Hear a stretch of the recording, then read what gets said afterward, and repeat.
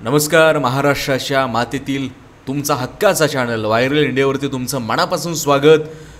BKC मुंबईमध्ये महाविकास आघाडीची जाहीर सभा चालू आहे आणि उद्धव ठाकरे यांची तोफ आता या ठिकाणी धडधडणार आहे. सांगता सभा होती आहे, बदल घडणार, महाराष्ट्र जिंकणार अशी कॅची टॅगलाईन या ठिकाणी टाकण्यात आलेली आहे. उद्धव ठाकरे काय बोलत आहेत याकडे आपलं एक सर्वांचंच या ठिकाणी लक्ष आहे. ते नेमकं काय गर्जना करतायत, काय बोलतायत हे देखील महत्त्वाचं आहे. काँग्रेसच्या देखील नेत्या आहेत. खऱ्या अर्थानं शिवसेनेची ही सभा आहे. तर थेट आपण या ठिकाणी जाऊयात. उद्धव ठाकरे भाषणासाठी आलेले आहेत.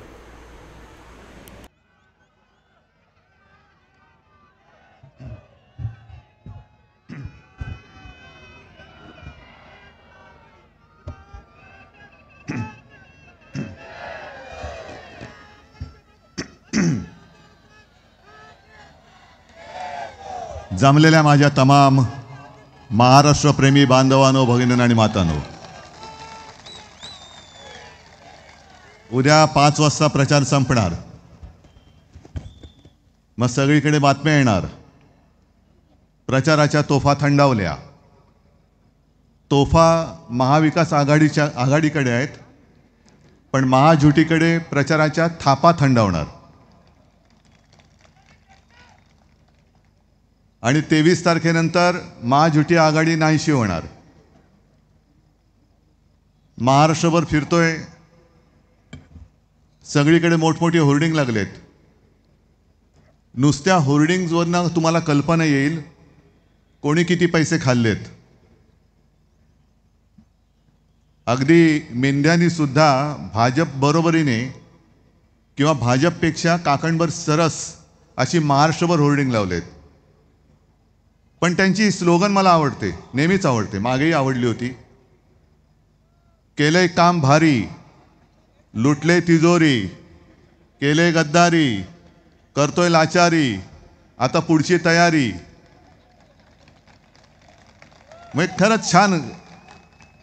काय असं जरा वाचलं की बरं वाटतं. मी जाहिरात क्षेत्रातला आहे, त्याच्यामुळे असं हल्ली फार कमी मिळतं बघायला. कोणत्या तोंडाने काय बोलतायत हेही त्यांना कळत नाही.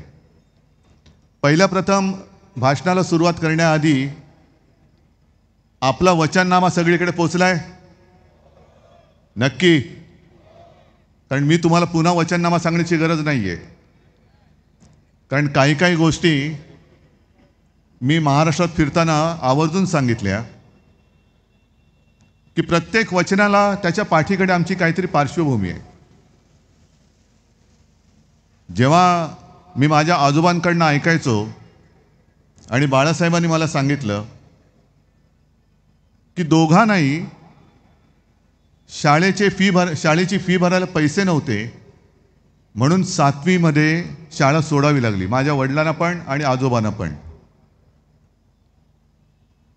आज देखील अशी अनेक मुलं आहेत की ज्यांना शिकावंसं वाटते, पण घरी फी भरायला पैसे नाहीत म्हणून शाळेत जाऊ शकत नाहीत.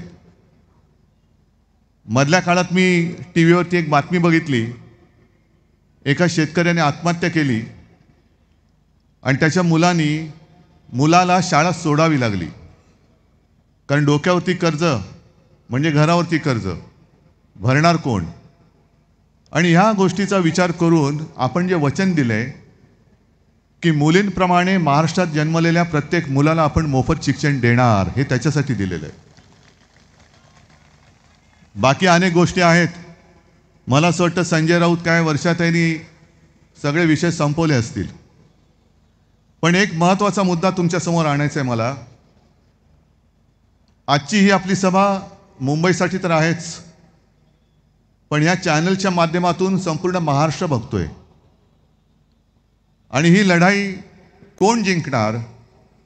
महाराष्ट्रद्रोही जिंकणार की महाराष्ट्र प्रेमी जिंकणार?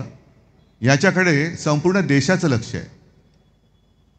छत्रपती शिवाजी महाराजांचा मावळा जिंकणार की मोदी शाह अदानीचा नोकर जिंकणार, हे ठरवणारी ही निवडणूक आहे. अनेकदा आपण असं म्हणतो की निवडणूक जवळ आल्यानंतर मुंबई तोडण्याचा अपप्रचार केला जातो. हा अपप्रचार नाही आहे. हे मी मुद्दामून जे काही घेऊन आलो आहे ते तुम्हाला सांगायला आलो आहे, कारण हे आपण विसरून जातो. वाचतो पेपरमध्ये, पण नंतर कुठेतरी कानाडोळा होतो आणि विसरून जातो. हे जे काय घडतंय, या सरकारला मुंबईचा म्हणे GDP वाढवायचा आहे. आता मला केस वाढतात कळतात, नखं वगैरे वाढलेली दिसतात. GDP कसा वाढतो, कुठे वाढतो हे काय कळलेलं नाही. पण GDP वाढवण्यासाठी संपूर्ण मुंबई महानगर हे मोठमोठ्या बिल्डर्स आणि डेव्हलपर्सना देऊन टाकायचं यांचं षडयंत्र आहे. आणि त्याला सुरुवात झाली. काही दिवसांपूर्वी तुम्ही वाचून सोडून दिली असेल एक बातमी, की गेल्या काही महिन्यांपासून दिल्लीतला जो नीती आयोग आहे, आता नीती आयोग हा राज्याच्या विकासाला मदत करत असतो, काही सूचना करत असतो, काही वेळेला इतरही मदत करत असतो. पण मुंबई ही आपली स्वायत्त आहे. आपल्या महाराष्ट्राची राजधानी आहेच, पण देशाची आर्थिक राजधानी, ह्या आपल्या देशाच्या आर्थिक राजधानीचं महत्त्वपूर्ण मारून टाकायचं, केंद्रशासित करता येत नाही, तोडण्याची भाषा करू शकत नाही. कारण मागे शिवसेना प्रमुखाने आपल्याला आदेश दिलेला आहे, जो कोणी महाराष्ट्रापासून मुंबई तोडण्याची गोष्ट करेल किंवा तसा प्रयत्न करेल, तो कोणी असला तरी त्याच्या देहाचे तुकडे केल्याशिवाय आम्ही राहणार नाही. ही शिवसेना प्रमुखांनी दिलेली आपल्याला शिकवण आणि आपल्याला आदेश आहे. मग सरळ तर काही लढता येत नाही. मग काय करायचं? मुंबई महापालिका विसर्जित करून ठेवले आणि त्यांच्या कारभाऱ्यांच्या हातून सगळं ओरबाडणं सुरू आहे. मग मुंबईची एक ब्ल्यू प्रिंट ही नीती आयोगाच्या माध्यमातून तयार केली, की ज्याच्यामध्ये मुंबई महापालिकेचं महत्त्व पूर्ण मारूनच टाकलेलं आहे. नंतर वर्ल्ड इकॉनॉमिक फोरम आणि MMRDA यांच्यात एक MOU सुद्धा 2 महिन्यापूर्वी झालेला आहे. हे संकट किती मोठं आहे ते बघा. म्हणजे आपण जर का नुसतं कटेंगे बटेंगे फटेंगे हे ह्याच्यामध्ये राहिलो, मी देवेंद्र फडणवीस आणि सगळ्यांना सांगतोय की तुमचं बटेंगे फटेंगे सोडा, पण मुंबईवरती घाला घातलात तर हम आपको काटेंगे, जरूर काटेंगे. कसल्या गोष्टी करताय, कोणाला शिकवताय? आणि जे मुद्दे आहेत त्या मुद्द्यावरती बोला ना. आम्ही मुद्द्यावरती बोलतो, तुम्ही मुद्द्यावरती बोला. बटेंगे तो कटेंगे. अरे मी मुख्यमंत्री असताना एक सुद्धा अशी हिंमत कोणाची झाली नव्हती, एक सुद्धा होऊ दिलं नव्हतं. सगळेच जण सुरक्षित होते.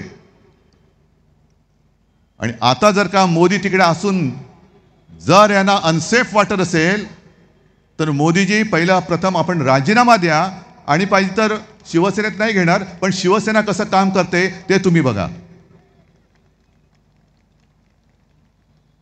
कुठे तुम्ही नेताय? जसं 14 साली त्यांनी सांगितलं होतं की कुठे नेऊन ठेवलंय महाराष्ट्र माझा, तीच परिस्थिती आज, की महाराष्ट्र कोणत्या दिशेला नेऊन ठेवलाय. संस्कार असतील, संस्कृती असेल, भाषा असेल, हे कुठेतरी म्हणजे काळोखामध्ये नेऊन टाकायचं आणि आपल्याला बिथरवून टाकून यांच्या पोळ्या भाजायच्या.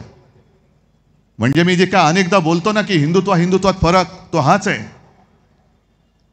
की आपलं हिंदुत्व हे घरातली चूल पेटवणारं आणि त्यांचं हिंदुत्व हे घरांच्या होळ्या पेटवणारं हिंदुत्व आहे. म्हणजे असा नतद्रष्ट विचार आहे की लोकांच्या घरांच्या होळ्या पेटवायच्या आणि त्याच्यावरती यांच्या पोळ्या भाजायच्या आणि वर सांगायचं 35 पोळ्या खाल्ल्या बरे. अरे पण लोकांची घरं जळली त्याचं काय? घरं जळतायत, घरं जळू दे, पण आमच्या मात्र राजकीय पोळ्या भाजल्या गेल्या पाहिजेत. या सगळ्या गोष्टी बघितल्यानंतर मध्ये लोकसभेच्या वेळेला जो त्यांनी एक फटका पडल्यानंतर प्रचार केला, महाविकास आघाडी म्हणून आपण पूर्ण देशभर एक प्रचार केला, रान उठवलं, आणि ते खरं होतं. आपण नव्हतं नुसतं बोललो, तर भारतीय जनता पक्षाचेच खासदार आणि काही माजी मंत्री बोलले होते की आम्हाला 400 पार का पाहिजेत, कारण आम्हाला देशाचं संविधान बदलायचं आहे. आणि तो मुद्दा उचलला आणि लोकांसमोर ठेवला की हे बघा, हे संविधान मारायला निघाले. मग हारल्यानंतर यांनी सुरू केलं की यांचं हे फेक नरेटिव्ह होतं. मग हे जे मी काय सांगतोय, तुम्ही जो काय MOU केलेला आहे, हा काय फेक नरेटिव्हचा भाग आहे? धारावी धारावी धारावी, नुसती धारावी नाहीये, अख्खी मुंबई हे अदानीच्या घशात घालतायत. आणि केवळ धारावीमुळे अख्खी मुंबईच नव्हे तर मुंबईच्या आसपासचा परिसर सुद्धा ते अदानीच्या घशात घालतायत. आणि जिथे जातोय तिथे अदानी, जिथे जातोय तिथे अदानी. म्हणजे प्रचाराची सुरुवात मी केली कोल्हापूरपासून. तिथले आपले राधानगरीचे आमदार बोलले KP पाटील की साहेब आमच्या इथलं पाणी सुद्धा अदानीला विकलेलं आहे. चंद्रपूरमध्ये गेलो, तिथल्या खाणी आणि तिथली शाळा सुद्धा अदानीला देऊन टाकलेली आहे. आज पालघरला गेलो, तिथलं वाढवण बंदर झाल्यानंतर अदानीला देऊन टाकणार आहेत. म्हणजे एअरपोर्ट अदानी, बंदर अदानी, आपल्याला वीज येते ती महाराष्ट्रभरची वीज अदानीकडे, खाणी अदानीकडे, सगळे उद्योग धंदे अदानीकडे. हे संकट फार मोठं आहे, संकट फार मोठं आहे. आणि जसं आपण म्हणतो की अस्मानी आणि सुलतानी, तसं आता आपल्या महाराष्ट्रासमोर अदानीची सुलतानी हे फार मोठं संकट आहे. अदानीची सुलतानी. आणि आम्ही फेक नरेटिव्ह जर का बोलत असू तर धारावीसाठी या सरकारने काढलेले जे काही आदेश आहेत, मिठागरा अदानीला, दहिसर चेक नाका टोल नाका अदानीला, मुलुंडचा अदानीला, कुर्ल्याची मदर डेअरी अदानीला, हे आदेश आहेत, सरकारचे आदेश आहेत. हे तर काय फेक नरेटिव्ह नाही ना. नंतर आपलं सरकार आल्यानंतर मी ते आदेश फाडून फेकून दिल्याशिवाय राहणार नाही, हे सुद्धा मी आज सांगतोय. जणू काही इकडे कोणी माणसं राहतच नाही. जे संजय राऊत बोलले की 23 तारखेला आपण तर जिंकणारच आणि राज्यभर फटाके फुटणार आहेत. पण जर का महाझुटी जिंकली तर गुजरातमध्ये फटाके वाजतील. मी सगळ्या गुजराती लोकांना दोषी धरत नाही ना, सगळ्या व्यापाऱ्यांना धरत. व्यापारी सुद्धा आपले आहेत. पण पंकजा मुंडे आज बोलल्यात, आज का काल बोललेले आहेत, तो व्हिडिओ पण आहे. मला पंकजाताईला खास धन्यवाद द्यायचे की पंकजाताई, तू एक फार मोठं काम केलंस. आमच्या महाराष्ट्राच्या डोळ्यावरची पट्टी तू काढलीस.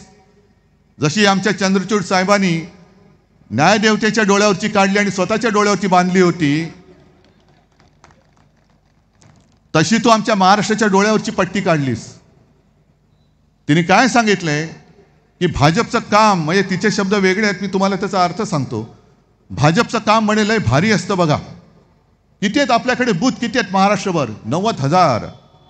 मग प्रत्येक बूथवरती भाजपचं दक्षता पथक आहे. 90,000 बूथवरती दक्षता पथक म्हणजे एकापेक्षा अधिक माणसं असतात. एक माणूस जरी धरला तरी 90,000 बूथवरती 90,000 माणसं. 2 धरली तर 1,80,000, 3 धरली तर त्याच्या पटीत. आणि सगळी माणसं गुजरातमधून भाजपने इकडे आणलेत महाराष्ट्रामध्ये, गुजरातमध्ये आपल्यावरती नजर ठेवायला. हे आज नजर ठेवायला आणलेत, उद्या आपली मुंबई आणि महाराष्ट्र बळकवण्याचा यांचा डाव आहे. हे तर काय फेक नरेटिव्ह नाही ना. हे उद्धव ठाकरे पंकजा मुंडे बोलल्यानंतर बोलतोय. याचाच अर्थ असा की इथली भाजपा ही हरलेली आहे. इथे भाजपामध्ये लोक राहिलेले नाहीत. आणि विशेष म्हणजे महाराष्ट्रामध्ये राहणाऱ्या भाजपच्या प्रेमींवरती भाजपच्या नेतृत्वाचा विश्वास नाही आहे. मग तो मराठी माणसावरती नाही, गुजरातीवरती नाही, उत्तर भारतीयांवरती नाही, कोणावरच नाही. त्यांच्याकडे आता त्या परराज्यातून माणसं आणून नजर ठेवतायत. मग माझा आणखीन एक प्रश्न आहे. या वेळेला पहिल्या प्रथम म्हणजे आजपर्यंत मी अनेक निवडणुका बघितल्या, अनेक निवडणुकांमध्ये मी शिवसेनेचा स्टार प्रचारक म्हणून फिरलेलो आहे. पण या निवडणुकीत किमान 2 ते 3 वेळा माझी बॅग तपासली गेली. खरं म्हणजे मी त्या बॅगच्या कंपनीला एक पत्र लिहिणार आहे की तुमचा ब्रँड अँबॅसेडर नेमा मला. Brand ambassador Uddhav Thackeray, bag हो तो ऐसी हो, सबको लोगे इसको चेक करो. माझ्या बॅगा तपासल्या हरकत नाही. पण हे जे काय त्यांचं पथक फिरतंय, राज्यभर फिरतंय, रात्री राहतात कुठे, त्यांचा खर्च कोण करतोय? ते जे काही बॅगा घेऊन फिरतायत त्या बॅगेतले ढोकळे आणि शेवफाफडा कुठून आणलाय? कोणासाठी फिरतायत? कोणाला काय वाटतायत? कारण मला असं वाटतं आजच लोकसत्तेत बातमी आली, आज किंवा काल परवाकडे असेल, की रात्रीच्या बैठका चालल्या आहेत आणि मग सगळ्यांकडनं आढावा घेत आहेत. या पद्धतीने आजपर्यंत देशातली कोणती निवडणूक दुसऱ्या राज्यातले कार्यकर्ते आणून, माणसं आणून, त्या ज्या राज्यात मतदान होणार आहे त्या मतदारांवरती लक्ष ठेवण्यासाठी अशी कोणती माणसं किंवा फौज ही अद्याप आणलेली नव्हती. बाकी गुमराह करण्याचं सुरूच आहे. राजनाथ सिंग, मला खरं आश्चर्य वाटतं, देशाचे संरक्षण मंत्री, त्यांनी सांगितलं की डॉक्टर बाबासाहेब आंबेडकरांना नरेंद्र मोदींनी भारतरत्न दिलं. मला माहित नाही खरं की खोटं आहे. नाही, कारण देशाचे संरक्षण मंत्री बोलत आहेत. नाही, उद्या ते असंही सांगतील की रावणाचा आणि कंसाचा वध सुद्धा नरेंद्र मोदींनीच केला, अफजल खानाला सुद्धा नरेंद्र मोदींनीच मारलं. कारण त्यांच्यासाठी तेवढाच एक आहे ना, एकच आहेत म्हणून ते सेफ आहेत. मोदी आहे तो सेफ आहे. कोण? भ्रष्टाचारी सेफ आहे, गद्दार सेफ आहे, देशद्रोही सेफ आहेत. पण राजनाथजी, तुम्हाला आणखीन एक मला प्रश्न विचारतो. तुम्हीच प्रश्न काढताय, उकरताय, म्हणून तुम्ही बोलताय, त्याच्यावरती आम्ही आपलं एक वेगळं जोडपट्टी लावतो. बरं, ठीक आहे, क्षणभर मानलं की डॉक्टर बाबासाहेब आंबेडकरांना भारतरत्न नरेंद्र मोदीजींनी दिलं, फार मोठे त्यांचे ते भक्त आहेत. मग आणखीन एक मला प्रश्न त्यांना विचारायचा आहे की गेल्या काही महिन्यांपूर्वी राज्याचा जो अल्पसंख्याक आयोग नेमला गेला, साधारणतः त्या आयोगामध्ये जे अल्पसंख्य म्हणून ज्यांची नोंद झाले त्या समाजाची माणसं ही आयोगावरती सदस्य म्हणून असतात. म्हणजे कोणी असतील ते असतील, पण त्या आयोगामध्ये एक सुद्धा बौद्ध समाजाचा माणूस, एक सुद्धा बौद्ध समाजाची व्यक्ती का नाही ते सांगा, आणि मग तुम्ही डॉक्टर बाबासाहेब आंबेडकरांना मोदींनी भारतरत्न का दिलं ते सांगा. म्हणजे आज सुद्धा तुम्ही त्या समाजाची फटकून वागताय. जे मी म्हणतो बुरसटलेलं गोमूत्रधारी हिंदुत्व हे यांचं हे आहे की आज सुद्धा त्यांना त्या धर्माची, त्या समाजाची लोक नको आहेत. हा संपूर्णपणाने हलकटपणा, हा सहन करण्यासाठी आम्ही तुम्हाला मतं द्यायची. आणि संपूर्ण राज्यात बेकारीचं संकट फार मोठं आहे. एकतर शेतकऱ्याला भाव नाही, बेकारी वाढते. मी 2 दिवसापूर्वी एका सभेमध्ये सांगितलं, तेच या चॅनलवाले समोर आहेत म्हणून पुन्हा सांगतोय की सोयाबीनचे जे शेतकरी आहेत, कापूस पिकवणारे शेतकरी आहेत, त्या सोयाबीन पिकवणाऱ्या शेतकऱ्यांना सांगतोय की जरा एक 8 दिवस थांबा. हे सरकार जाणार म्हणजे जाणार, आपलं सरकार तुम्हीच आणणार आहात. आणि आपलं सरकार असताना सोयाबीनला भाव साधारणतः 6-6.5 हजाराच्या पुढे होता. तुम्ही हे सरकार बदला, मी तुम्हाला सोयाबीनला 7,000 रुपये भाव देऊन दाखवतो. आपलं सरकार आल्यानंतर पुन्हा शेतकऱ्यांना कर्जमुक्त करून दाखवतो. फक्त तुम्ही सरकार बदला. सरकार बदललं तर तुमचं आयुष्य बदलणार आहे, आणि नाही बदललं तर महाराष्ट्राची विल्हेवाट लागणार आहे. पूर्ण महाराष्ट्र नासून टाकायचा यांचा प्रयत्न सुरू आहे. अमित शहा जे बोलले मागे, तरी खरं म्हणजे आज मी बघितलं, कारण आपल्या शिवसेना प्रमुखांचा स्मृती दिन नरेंद्र मोदींनी ट्विट केले की नाही? केले. कारण नसतं केलं तर पंचायत झाली असती. कारण आज राहुलजींनी ट्विट केलेलं आहे आणि आदरांजली वाहिलेली आहे. पण मार्ग कुठे कुठे कुठे भरकटायचा. अमित शहानी मला सांगितलं, उद्धव बाबू, म्हटलं हा बोलो अमित शेठ. नाही, आता मला बाबू म्हटलं, आपल्याला काहीतरी आदरातिथ्य करायला पाहिजे ना. हा बोलो अमित शेठ. तुम्ही त्या काँग्रेसबरोबर बसलात. म्हटलं म्हणजे कोण आहे? नाही, ज्यांनी 370 कलम काढायला विरोध केला त्यांच्यासोबत तुम्ही बसलात. म्हटलं अमित शेठ, 370 कलम काढताना ज्या पक्षाने तुम्हाला पाठिंबा दिला त्या पक्षामध्ये शिवसेना पण होती, हे तुम्ही कसं काय विसरलात? मग जरा ब्राह्मी तेल वगैरे लावा डोक्याला, बरं असतं. म्हणजे दोन्ही गोष्टी होतील, केस पण वाढतील आणि जर काही शिल्लक असली बुद्धी तिला पण जरा थोडी चमक येईल. पण आम्ही तुमच्या सोबत होतो हे तुम्ही सोयीस्करपणाने विसरलात. बरं, 370 कलमचा प्रश्न तुम्ही जो माझ्या अंगावरती भिरकवलाय, मग जेव्हा 370 कलम होतं आणि काश्मीरमध्ये हिंदू पंडितांवरती अत्याचार होत होते, अनेक काश्मीरी हिंदू पंडित स्वतःचं चंबू गबाळ घेऊन आपल्या हक्काचं घरदार सोडून आपल्याच देशामध्ये निर्वासितासारखे भटकत होते. जो नटसम्राटमधला डायलॉग आहे ना, कोणी घर देता का घर, हे जिणं त्या हिंदू पंडितांच्या नशिबी आलं होतं. तेव्हा अमित भाई तुम्ही असो किंवा नरेंद्र भाई तुम्ही आहात, मुळामध्ये या नावाची 2 माणसं या आपल्या देशामध्ये आहे हे कोणाला माहिती नव्हतं. तेव्हा फक्त एक आणि एकच हिंदू हृदय सम्राट शिवसेना प्रमुख बाळासाहेब होते, ज्यांनी काश्मीरी पंडितांना सांगितलं की तुम्ही इथे तिथे फिरू नका, तुम्ही आमचे आहात, या माझ्या महाराष्ट्रामध्ये या. त्यांना राहायला घर, त्यांच्या शिक्षणाची सोय, त्यांच्या रोजीरोटीची सोय हे शिवसेना प्रमुखांनी केलं. म्हणून ते एक आणि एकच हिंदू हृदय सम्राट होऊ शकले आणि तेच एकमेव राहतील. तुम्ही किती प्रयत्न होऊ शकत नाही, कारण तुमचं हिंदुत्व हे खोटं हिंदुत्व आहे. 370 कलम काढलं ठीक आहे, पण आजची ही निवडणूक आहे ही महाराष्ट्राच्या जीवन मरणाची आहे. जेव्हा बेकारांचे तांडे महाराष्ट्राच्या रस्त्यावरती फिरतात, शेतकरी येतात, ते सांगतात आम्हाला हमी भाव द्या, आणि तेव्हा त्यांना समाधान देण्याच्या ऐवजी तुम्ही 370 कलम काढले. काश्मीरमधलं 370 कलम काढल्याचं आम्ही स्वागत जरूर करतो, पण त्या तिथे काढलेल्या कलमामुळे माझ्या शेतकऱ्याच्या आत्महत्या नाही थांबवत आहेत, महिला इथल्या सुरक्षित राहत नाही आहेत, ना कोणाला नोकऱ्या मिळत आहेत. कारण आमचा आक्षेप जो आहे तो इथे आहे. मी अनेकदा सांगितले, परत एकदा सांगतो की माझ्या मनात गुजरातबद्दल आणि गुजराती लोकांबद्दल अजिबात द्वेष नाही, त्यांचं आमचं काही भांडण नाही. आणि मुद्दामून मी चॅनलच्या समोर सांगतोय की गुजराती लोक सुद्धा माता भगिनी आणि बांधव जे हे ऐकत असतील, पाहत असतील, अनेक वर्ष तुम्ही मुंबईमध्ये राहताय, महाराष्ट्रामध्ये राहतात, कधी आपलं भांडण झालेलं नाही.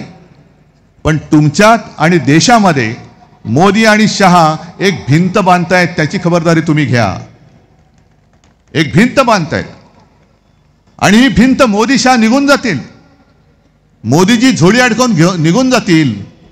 पण मोदी शहा गेल्यानंतर गुजरात आणि आपला हिंदुस्थान याच्यामध्ये बांधलेली जी भिंत असेल ती जर्मनीमधल्या बांधलेल्या भिंतीपेक्षा अधिक वाईट पद्धतीने बांधलेली असेल, आणि ती तुटायला, ती तोडायला कित्येक वर्ष जातील.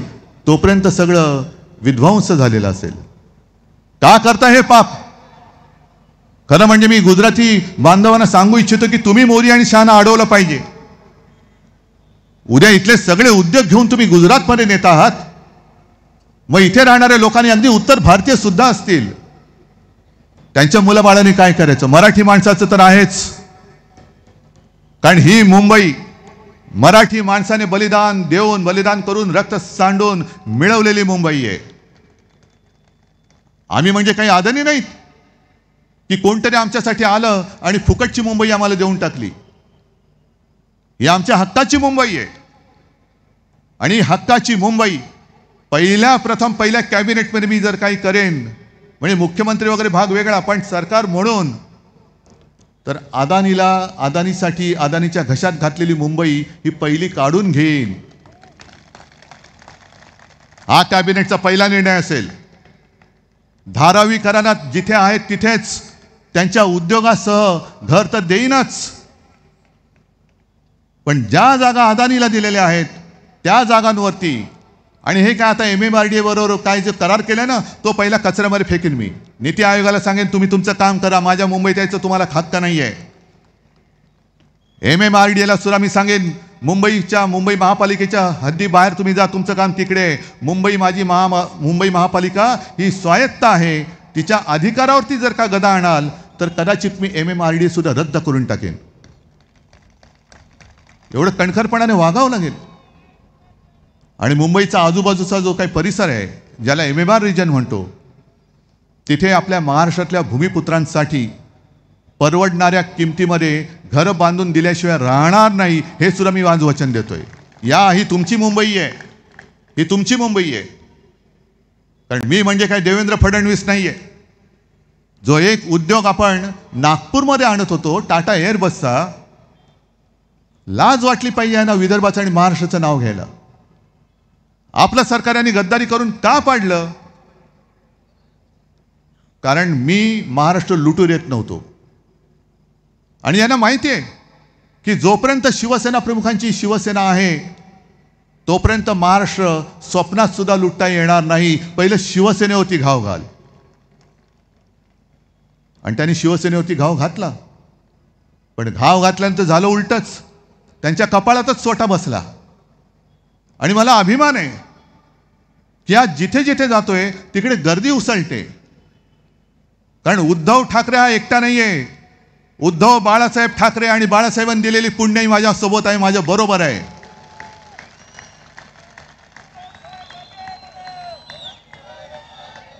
तुम्ही शिवसेनेवरती घाव घालताय कारण माझा महाराष्ट्र तुम्हाला लुटायचा आहे, माझी मुंबई तुम्हाला खतम करायची आहे. जे माझ्या मुंबईचं महत्त्व अख्ख्या देशात आणि जगात झालं, अगदी धारावी वाचवल्यानंतर मुंबईचं कौतुक धारावी मॉडेल म्हणून संपूर्ण जगाने केलं, हे यांना बघत नाहीये, पाहवत नाहीये. गुजरातमध्ये सार्वजनिक चिता पेटल्या होत्या, उत्तर प्रदेशमध्ये सार्वजनिक त्या चिता पेटल्या होत्या. भयानक दृश्य होतं, भीषण दृश्य होतं. पण असं दृश्य कधीही महाराष्ट्रामध्ये दिसलं नाही. कारण तुम्ही सगळेजण, महाराष्ट्रातल्या सगळ्या जणांनी जे जे मी सांगितलं ते ते तुम्ही ऐकलं, म्हणून तुम्ही महाराष्ट्र वाचवलात, हे श्रेय तुमचं आहे. मग मुंबईचं महत्त्व मारतायत, म्हणूनच ती नीती आयोगाच्या ताब्यात द्यायची. मुंबईचं आर्थिक केंद्र, अरे काँग्रेस के साथ गए. मनमोहन सिंहानी इथेच ही जी काही बुलेट ट्रेन तुम्ही करताय तिकडे वित्तीय केंद्र देण्याचं मान्य केलं होतं आणि ती जागा सुद्धा दिलेली होती. ते हलकटपणाने तुम्ही अहमदाबादला नेलं. आणि यांचं नियोजन इतकं खोलवर असतं, आपल्याला असं वाटतं की अरे काय यांनी काम केलंय मुंबईसाठी. ही मुंबईचं बुलेट ट्रेन, काय गरज आहे आपल्याला बुलेट ट्रेनची? बुलेट ट्रेनची कोणाला गरज आहे? किती लोक जाणार बुलेट ट्रेननी आणि जाऊन करणार काय? पण बरोबर बुलेट ट्रेनचं स्टेशन हे धारावीच्या बाजूला कसं? का तिकडे मिठागरामध्ये त्याचं तोंड उघडलं नाही बुलेट ट्रेनचं? मग धारावीकरांना तुम्ही इकडे तिकडे फेकून देणार आणि धारावीमध्ये कोण आणणार? अहमदाबादला जाणारी येणारी लोक. कोणासाठी तुम्ही करताय? तसंच ह्याने जे दुसरं नियोजन केलं होतं, मी मुख्यमंत्री असताना हिंदू हृदय सम्राट बाळासाहेबांचं नाव, शिवसेना प्रमुखांचं नाव त्यांनी राष्ट्रपुरुषांच्या यादीत टाकलं. आपल्याला वाटलं अरे काय प्रेम आहे हो यांचं, वा वा वा वा वा. पण त्याच्या मागचा जो नीचपणा होता तो आत्ता कळतोय. कारण राष्ट्रपुरुषाच्या यादीमध्ये कोणत्याही व्यक्तीचं नाव आलं तर त्याचा फोटो आणि नाव हे कोणीही वापरू शकतं. म्हणून हे लुटारू गद्दार मिंधे हे माझ्या वडिलांचं नाव वापरतायत, आपल्या शिवसेना प्रमुखांचं नाव वापरू शकतात. शरद पवारांच्या बाबतीत तसं नाही, कारण पवार साहेब स्वतः तिकडे राष्ट्रवादीचं नेतृत्व करतायत आणि त्यांनी ते सांगितलं की मग त्यांचा फोटो कोणी वापरू नये. पण इकडे माझ्या वडिलांचं म्हणजे आपल्या हिंदू हृदय सम्राटांचं नाव तुम्ही कपट कारस्थानासाठी, प्रेमाने नाही, शिवसेना संपवण्यासाठी, म्हणजे किती किती 2-3 वर्ष म्हणजे सरकार पाड्याच्या आधीपासूनचं यांचं प्लॅनिंग होतं ते बघा. कि शिवसेना को खत्म करना है तो बस एक संभ्रम निर्माण करा की लोक गांगरून जातील. मला अजूनही पत्रकार विचारतात की खरी शिवसेना कोणाची? म्हटलं खरी आणि खोटी शिवसेना असूच शकत नाही. शिवसेना हे फक्त एक आणि एकच, दुसरी शिवसेना असूच शकत नाही. आणि मी मेंढेंना काल ठाण्यात जाऊन आव्हान दिलं होतं, आज तुमच्या साक्षीने देतोय की मेंढ्या, तू जर का मर्दाची औलाद असलास, वाटत तर नाहीच आहे, तर तू तुझ्या वडिलांचा फोटो लावून नावानी मैदानात ये आणि मग मतं नाही जनतेचे जोडे खा.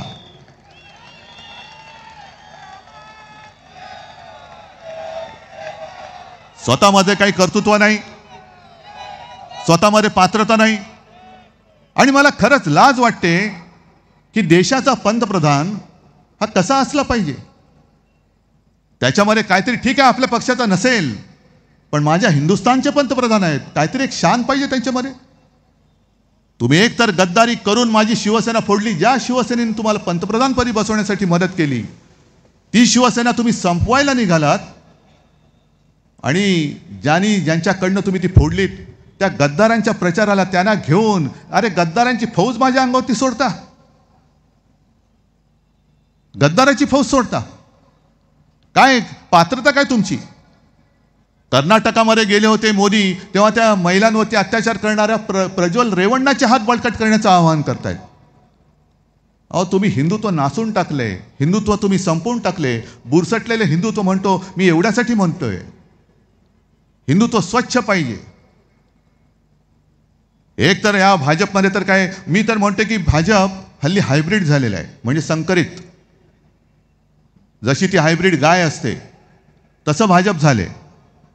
कारण भाजपच्या राजकीय गर्भात इतर पक्षातल्या भ्रष्ट नेत्यांची बीजं ही टाकलेत, आणि आताचा जो भाजप आहे, जशी गाय भरपूर दूध देणारी असते तशी आत्ताचा भाजप हा भरपूर थापा मारणारा झालेला आहे. आहे कुठे मूळ भाजप. म्हणजे कोकणात मी गेलो होतो तेव्हा कोणे एकेकाळी ते माधवराव भंडारी होते, आपल्यावरती टीका करायचे, माझ्यावरती करायचे. ठीक आहे म्हटलं, अरे माधवराव आहे ना जुना माणूस आहे, ओरिजिनल आहे. आता ओरिजिनल कोणीच नाही राहिलं भाजपचं. सगळे बाडगे, कोकणात सुद्धा बाडगा, इकडे सुद्धा बाडगा, सगळेच म्हणजे ह्यांचं संपूर्णपणाने खतम झालेली लोक आहेत. आणि मग मला ती एक म्हण आहे, त्या म्हणीचा अर्थ कुऱ्हाडीचा दांडा गोतास काळ. माहिती आहे तुम्हाला त्याचा अर्थ. त्या म्हणीचा अर्थ असा आहे की एक खूप जुनं झाड असतं, किती वर्ष जुनं कोणालाच माहित नाही, कारण प्रचंड त्याचा मोठा विस्तार, आणि त्या झाडाच्या फांद्यांवरती अनेक पक्ष्यांची घरटी, आणि त्या पक्ष्यांच्या अनेक पिढ्या जन्माला आलेल्या असतात. सगळं काही आनंदात चाललेलं असतं. एक दिवस एक माणूस येतो. आता परत व्यापारी म्हटल्यानंतर सगळे व्यापारी नव्हेत, हे जे दोन बसले तेवढ्या पुरतच, आणि कुऱ्हाड घेऊन त्या झाडावरती बुंद्यावरती मारायला लागतो. संपूर्ण झाडावरचे पक्षी थरारतात. अरे हे काय चाललंय, आपल्या आजोबांवरती घाव घातले जात आहेत. मग त्यातल्या एका पक्षाने त्या झाडाला विचारलं, आजोबा आजोबा तुम्हाला त्रास होत असेल ना हो. मग त्या झाडाने सांगितलं, मला त्रास नक्की होतोय, पण तो घाव घालतोय म्हणून होत नाहीये. तर तो घाव घालण्यासाठी जी कुऱ्हाड वापरतोय त्या कुऱ्हाडीचा दांडा माझ्या लाकडाचा आहे, त्याचा जास्त मला त्रास होतोय. हे कुऱ्हाडीचे दांडे हे केवळ शिवसेनेचे नाहीत, हे महाराष्ट्राचे आहेत, महाराष्ट्राच्या लाकडाचे आहेत. यांना यांच्या आईबद्दल काही आदर नाही. आई संपली तरी चालेल, महाराष्ट्र मेला तरी चालेल, गुजरातचा सेवक झाला तरी चालेल, चाकर केली तरी चालतील, चाकरी केली तरी चालेल, पण मला माझी खुर्ची पाहिजे. ही मानसिकता खतम करण्यासाठी ही निवडणूक आहे. बाकी सगळेच जण सगळं सांगतात, Modi guarantee Modi guarantee Modi guarantee, तर तिकडे सुपडा साफ झाला. स्वतः नरेंद्र मोदींना बाला साहब के नाम पे दे दे रे बाबा म्हणून महाराष्ट्रासमोर हात पसरवावे लागत आहेत. सगळ्या पक्षांच्या पोस्टरवरती आणि जाहिरातीमध्ये शिवसेना प्रमुखांचा फोटो आहे. याचा अभिमान आहे मला. पण जी लोक गद्दारी करताना मला सांगत होती की नाही मोदींच्यामुळे आपल्याला मतं मिळालेत, ही सगळी आपटली. आणि तर मोदींना शिवसेना प्रमुखांच्या नावावरती मोदींसाठी मतं मागावी लागत आहेत. हे मागे संजय राऊत लिहायचे ना तुम्ही सच्चाईमध्ये, नियतीच्या मनात काय आहे, ही नियती. आणि हा सगळा चोरांचा कारभार आहे, चोर मंडळ आहे. ह्यांचा कारभार आपल्याला उठवायचा आहे. मी प्रत्येक ठिकाणी जाऊन सांगतोय की ही निवडणूक उद्धव ठाकरेची नाही आहे, ही निवडणूक महाराष्ट्राची आहे. मग काही जण मला विचारतात की अहो मुंबईतली तुम्ही ती एक जागा का नाही सोडलीत, एक जागा. म्हटलं मी महाराष्ट्रात रोहायला एक सुद्धा जागा देणार नाहीये. आणि ज्यांनी जाहीर केलंय की देवेंद्र फडणवीस हेच मुख्यमंत्री होतील, मिंदे हा उत्तम मुख्यमंत्री आहे, म्हणजे तुला जर का एक जागा सोडली असती तर ते एक मत सुद्धा हे त्यांच्या तराजूत गेलं असतं. मग माझं नातं जे आहे ते माझ्या महाराष्ट्राशी आहे. जसं मी कोरोनाच्या वेळेला माझं कुटुंब माझी जबाबदारी म्हणून मी जबाबदारी घेतली होती, तसं आज मी तुमच्या भरोशावरती तुमच्या शक्तीमुळे मी महाराष्ट्र द्रोह्यांशी लढायला मैदानात उतरलेलो आहे. मला तुमच्याकडनं न्याय पाहिजे. न्यायालयामध्ये मला अजूनही न्याय मिळालेला नाही. अजूनही 2 वर्ष झाली, 2.5 वर्ष झाली. कधी न्याय मिळेल सांगता येत नाही. मी माझ्या महाराष्ट्राकडे न्याय मागतोय. मला न्याय पाहिजे. हा न्याय मला महाराष्ट्रासाठी पाहिजे. म्हणजे परवा संभाजीनगरला मी जे बोललो तेच पुन्हा सांगतो. कारण संभाजीनगरमध्ये एक गद्दार निवडून आला, छत्रपती संभाजीनगरमध्ये एक गद्दार निवडून आला. मग मी संभाजीनगरकरांना विचारलं, अरे बाबांनो, काय माझं काही चुकलंय का? मी जो काही मुख्यमंत्री पदाचा कार्यकाळ केला हा तुम्हाला पटलाय की नाही पटलाय? आणि मोदी शहाना सांगतोय तुम्ही किती शिवसेना फोडण्याचं काम करा, आणि शिवसेना प्रमुखांच्या भाषेत सांगायचं तर अस्वलाच्या अंगावरती एवढे केस असतात, तुम्हाला जेवढे उपटायचे तेवढे उपटा, बसा उपटत अस्वलाचे केस. आम्हाला तेल लावण्यासारखी गरज नाही लागणार अमित शहांसारखी. आमचे केस आपोआप येत असतात. काही झडलेले असतात ते पण घेऊन जा. पण गद्दार फोडून शिवसेना संपणार नाही. जी पानं सडलेली होती ती झडून गेली. हे बघा कसे नवे धुमारे फुटलेले आहेत माझ्या शिवसेनेला. कारण हा निसर्गाचा न्याय आहे की जी पानं सडतात ती पानं झडलीच पाहिजेत. गद्दारांना मी परत घेणार का? अरे झडलेली पानं मी फेविकॉलनी परत चिकटत बसू? जाऊ दे ना, घेऊन जाऊ दे. त्यांना फुटत नाहीत पानं. म्हणजे राजकारणामध्ये भाजपला पोर होत नाही म्हणून जर का आमची अशी जर का कोणी घेत असतील तर घ्या तुम्ही. तुम्हाला राजकारणात पोर होत नाही हा तुमचा प्रॉब्लेम आहे. काय उपचार करायचे असतील तर आम्ही करून देऊ तुम्हाला. पण विचाराने शून्य आहात. आदर्श म्हणून कोणी नाही तुमच्याकडे. मग कधीतरी बाळासाहेबांचं प्रेम येतं, कधी बाबासाहेबांचं प्रेम येतं, कधी सुभाषबाबूंचं प्रेम येतं. पण त्याहीपेक्षा मोठं दुर्दैव म्हणजे ज्या सरदार वल्लभभाई पटेल यांनी RSS वरती म्हणजे संघावरती बंदी घातली होती त्यांचा सुद्धा पुतळा तुम्हाला उभारावा लागला. हा नियतीने तुमच्यावर उगवलेला सूड आहे. जसं शिवसेना संपवल्यानंतर असं तुम्हाला वाटतं की तुम्हाला शिवसेना प्रमुखांच्या नावाने मत मागावं लागतं. हाच तर तुमच्यावरती उगवलेला सूड आहे. आणि मोदीजी तुम्ही इथेच हरलेला आहात. निवडणुकीची वाट बघायची गरजच नाहीये. तुम्ही हरलाय. तुम्ही हरलेला आहात. कारण तुमच्याकडे कोणताही चेहरा नाही, बोलायला मुद्दा नाही. मग काहीतरी बटेंगे तो कटेंगे वगैरे सगळं करताय. पण जेव्हा एक तरुण तुमच्यासमोर उभा राहून विचारतो, मोदीजी मी मत तुम्हाला याच्यासाठी नव्हतं दिलं, माझ्या नोकरीसाठी दिलं होतं. माझी नोकरी तुम्ही कधी देणार आहात? एखादी महिला त्यांच्यासमोर उभी राहते आणि सांगते की मोदीजी मी 1500 रुपयासाठी मत नव्हतं दिलं, माझ्या सुरक्षिततेसाठी दिलं होतं आणि माझं घरदार सुरक्षित राहावं म्हणून तुम्हाला मत दिलं होतं. आणि हे सगळे जे काही भाऊ फिरतायत त्यांना मी सांगतोय की तुम्ही तिघही मिळून, म्हणजे मी बोललो ना, देवा भाऊ, जॅकेट भाऊ आणि दाढी भाऊ, तुम्ही मोठमोठ्या जाहिराती केल्या. 200, 300, 500 कोटी. लाडकी बहीण, लाडकी बहीण. त्या जाहिरातीवरचे पैसे जर तुम्ही नीट वापरले असते तर त्यातनं एक योजना झाली असती. आणि 1500 रुपये तुम्हाला जर का द्यायची एवढी घाई झाली असेल तर मग बदलापूरमध्ये ज्या चिमुरडीवरती अत्याचार झाला, जिची आई आजारी असताना त्या पोलीस स्टेशनमध्ये तासनतास बसले होते आणि पोलीस ढिम्मा हलायला तयार नव्हते, त्या माऊलीला जाऊन पाकिट द्यायचा प्रयत्न करा. देऊन दाखवा पाकिट. म्हणजे या राज्यामध्ये महिला सुरक्षित नाही आहेत तर या गद्दारांचे सगळे कुटुंबीय, सहकुटुंब, सहपरिवार हे सगळे सुरक्षित आहेत. येता जाताना मला दिसतात काही जण, आज सुद्धा मला दिसले यांचे चमचे. चमच्यानं सुद्धा संरक्षण आहे आणि महिला वाऱ्यावरती आहेत. हा सगळा कारभार आपल्याला संपवायचा आहे. हा जो काय अंधार पसरलेला आहे, हा अंधार जर का आपल्याला संपवायचा असेल तर हातामध्ये धगधगती मशालच घ्यावी लागेल. दुसरं त्यांचं काही जे आहे ते घेऊन चालणार नाही. आणि त्यासाठी महाविकास आघाडी म्हणून आम्ही एकत्र आलेलो. मी काँग्रेसबरोबर जरूर गेलो, राष्ट्रवादीबरोबर जरूर गेलो, कारण तुमचा दहशतवाद, तुमची हुकुमशाही ही संपवण्यासाठी म्हणून महाविकास आघाडी झालेली आमची. आम्हाला आमचा महाराष्ट्र स्वावलंबी पाहिजे, आम्हाला आमचा महाराष्ट्र सामर्थ्यवान पाहिजे. तो तुमचा नोकरी करणारा महाराष्ट्र असणार नाही. तुमची नोकरी 23 तारखेनंतर मेंढ्या तू जरूर जा, त्यांचे बूट चाट, आमचं काही म्हणणं नाही. तो तुझा व्यक्तिगत प्रश्न आहे, कारण नाही तर नोकरी मिळणार कुठे तुला.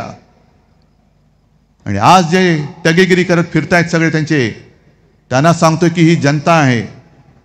23 तारखेनंतर बघा, त्यावेळेला तुम्हाला संरक्षण लागेल, कारण यांचा पूर्ण आयुष्याचा तुम्ही चोथा करून टाकलेला आहात. आणि याचा हिशोब आम्ही 23 तारखेला आमचं सरकार आल्यानंतर घेतल्याशिवाय राहणार नाही. तुम्ही सगळे ठरवून आलेला आहात, कारण मुंबईकर नेहमी शिवसेनेसोबत राहिले. गेल्या वेळेला 6 पैकी जवळपास 5 जागा, 1 जागा त्यांनी ढापली. या वेळेला जागे राहा, या वेळेला जागे राहा. अगदी मतदान प्रक्रियेच्या वेळेला सुद्धा, कारण त्या लोकसभेच्या वेळेला मला प्रेस कॉन्फरन्स घ्यावी लागली होती. त्यांना असं वाटलं होतं की इथून शिवसेनेला जास्त मतदान होतंय, मग तिथे आक्षेप घ्यायला लागले. आणि देवेंद्र फडणवीसांना आता बोलावं लागतंय की मतांचं धर्मयुद्ध करा, मतांचं धर्मयुद्ध. मग देवेंद्र फडणवीसजी, तुम्ही एकदा जाहीर करा की या देशामध्ये कोणाला मतदानाचा अधिकार आहे आणि कोणाला मतदानाचा अधिकार नाही. सांगा एकदा जाहीरपणाने. एका बाजूला तुमचे मोहन भागवत जामा मशिदीत जातात, दुसऱ्या बाजूला नरेंद्र मोदी सुद्धा जातात. त्यांचा तो व्हिडिओ आहे योगी आदित्यनाथांबरोबर. मग सांगा ना मुसलमानांना मतदानाचा अधिकार नाही म्हणून, बोला. पण धर्मयुद्ध हा शब्द हा निवडणूक आचारसंहितेमध्ये येतो की नाही येत? गेल्या वेळेला जे आपलं शिवसेनेचं मशाल गीत होतं, त्या मशाल गीतातलं हिंदू हा तुझा धर्म, जय शिवाजी जय भवानी हे शब्द काढा म्हणून मला सांगितलं होतं. म्हटलं काय उखडायचं ते उखडा, मी नाही काढत, जा. मग तुमचा नोकर असलेला निवडणूक आयोग शिवसेनेने हिंदू हा तुझा धर्म म्हटला तर काढायला सांगतो. आणि देवेंद्र फडणवीस, तुम्हाला धर्मयुद्धाचा अर्थ कळतो? तुम्ही सरळ सरळ या देशामध्ये, या महाराष्ट्रामध्ये दंगलीला प्रोत्साहन देत आहात. आणि मोदीजी, तुमचा हा चेला चपाट्या, तुम्हाला वाटतंय की यांनी बरंच काय काय केलंय, काही केलेलं नाहीये, आगी लावतोय. पण धर्मयुद्ध या अनिल या शब्दावरती आक्षेप निवडणूक आयोगाकडे नोंदला पाहिजे. आणि बॅगा तपासणाऱ्या निवडणूक आयोगाला सांगायचं की यांचा शब्द तपासून मला सांगा. मग कशाला सबका साथ आणि सबका विकास तुम्ही बोलताय? मग मोदींची निवडणूक आली की सबका साथ सबका विकास, आणि सत्ता आल्यानंतर सबको लाथ और दोस्तों का विकास. मी विकासाच्या विरुद्ध नाहीये, मी विनाशाच्या विरुद्ध आहे. मी माझ्या राज्याचा विनाश होऊ देणार नाही. आणि मी माझं राज्य हे कोणत्याही परिस्थितीत, अरे मोदी शाह तर सोडून द्या, कोणी आला तरी त्याला मी लुटायला देणार नाही. आणि एकच शपथ मी घेऊन तुम्हाला सांगतोय की ही जी सगळी काही दैवत आहेत आपले हिंदू हृदय सम्राट आहेत, बाबासाहेब आहेत, शाहू महाराज आहेत, ज्योतिराव फुले आहेत आणि छत्रपती शिवाजी महाराज आहेत. मग मी शपथ घेतोय, तुम्ही घेणार आहात? माझी शपथ एकच आहे की छत्रपती शिवाजी महाराज, शाहू फुले, आंबेडकर यांचा महाराष्ट्र मी मोदी, शाह, अदानींचा होऊ देणार नाही. नाही म्हणजे नाही. आणि हे जर ठरलं असेल आणि त्याप्रमाणे तुमची वागण्याची तयारी असेल तरच धगधगती मशाल हातामध्ये घ्या, अन्यथा मग त्या मशालीला अर्थ नाही आणि शिवाजी महाराजांच्या जय जयकाराला अर्थ नाहीये. आणि त्याचसाठी जसं मी कोरोनाच्या वेळेला सगळ्यांना सांगितलं आणि तुम्ही सगळ्यांनी ऐकलं, तसंच मी माझ्या तमाम महाराष्ट्रातल्या नागरिकांना सांगतोय की ही निवडणूक दोन पक्षातली नाही, दोन वृत्तीची आहे. ही निवडणूक एका बाजूला महाराष्ट्राचे लुटारू आणि दुसऱ्या बाजूला महाराष्ट्राचे रक्षक अशी आहे. ही निवडणूक एका बाजूला तुमच्या आयुष्याचं सगळं सत्यानाश करणारी यांची आहे आणि दुसऱ्या बाजूला महाविकास आघाडी जी तुमच्या आयुष्यामध्ये आनंदाचं क्षण आणू इच्छिते त्यांच्यामध्ये आहे. आणि तुम्ही सगळ्यांनी जर का ठरवलं तर हे होऊ शकतं. संपूर्ण महाराष्ट्राने निश्चय केला पाहिजे, प्रतिज्ञा केली पाहिजे की काय वाटेल ते होऊ दे, पण महाराष्ट्राशी द्रोह करणाऱ्या, गद्दारी करणाऱ्या आणि महाराष्ट्र लुटणाऱ्याला मी माझं एक सुद्धा मत हे देणार नाही. आणि मला खात्री आहे महाराष्ट्र हा आपला आहे, महाराष्ट्र हा माझा आहे आणि माझा महाराष्ट्र हे केल्याशिवाय राहणार नाही हा विश्वास व्यक्त करतो आणि आपली रजा घेतो. जय हिंद, जय महाराष्ट्र.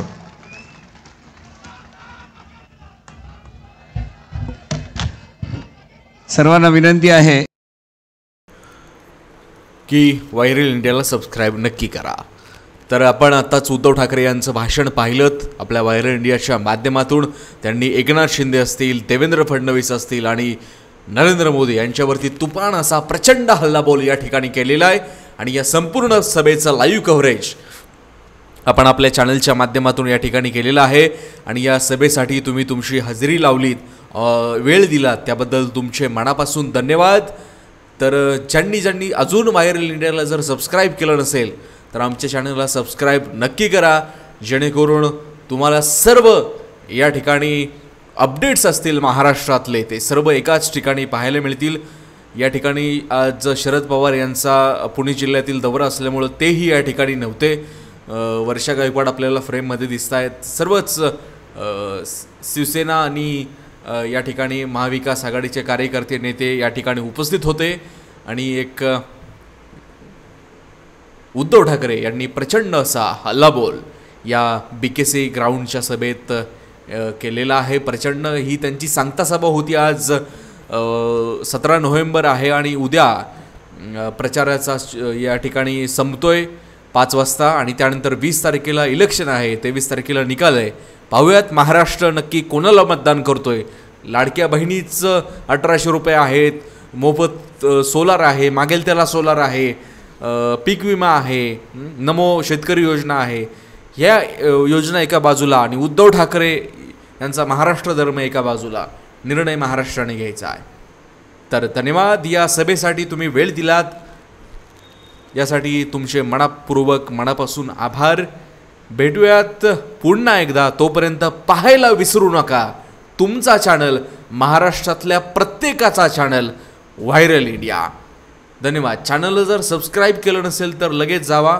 सबस्क्राईबचं बटन तुम्हाला खाली दिलेलंच आहे, त्यावरती क्लिक करा, जेणेकरून येणारे सर्व अपडेट्स पहिल्यांदा तुमच्या मोबाईलच्या माध्यमातून तुम्हाला पाहायला मिळतील. धन्यवाद. जय हिंद, जय महाराष्ट्र.